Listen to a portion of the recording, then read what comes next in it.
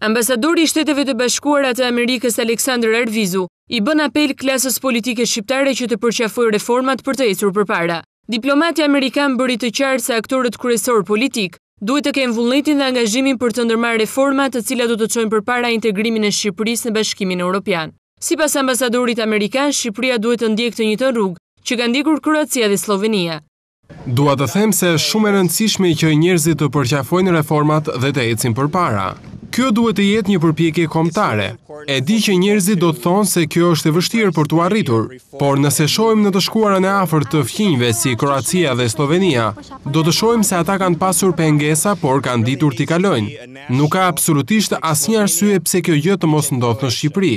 U përket aktorëve kryesor politik që të kenë vullnetin dhe angazhimin për të ecur përpara, por gjithashtu u përket edhe shqiptarëve që të kërkojnë udhëheqësve të tyre politik që të marrin këtë lloj angazhimi. Nëse Slovenia dhe Kroacia mundën ta bëjnë këtë, pse të mos e bëjë edhe Shqipëria? Këtë deklarat diplomati i SBA-ve në Tiranë Arvizu e bëri pas një takimi të zhvilluar me kreun e Bashkisë së Tiranës Lulzim Basha. Ky i fundit bëri të ditur se gjatë këtij takimi, ambasadori është njohur me programin e punës dhe reformën për kryeqytetin.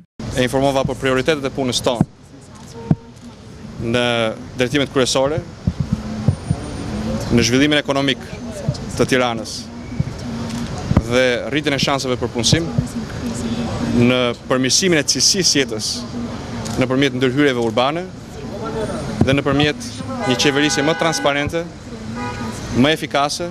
Kërkova dhe mora mbështetjen e zotit ambasador nëpërmjet programeve të ambasadës, programeve të qeverisë amerikane, për të mbështetur përpjekjet e Bashkisë Tiranës në gjitha këto fusha. Nga ana e tij, Arvizu shpreh se do të bashkëpunojë me Bashkinë e Tiranës për të përmirësuar jetesën e qytetarëve. Kjo gjë u shpreh diplomati është shumë e rëndësishme, si për mua ashtu dhe për SBA-n.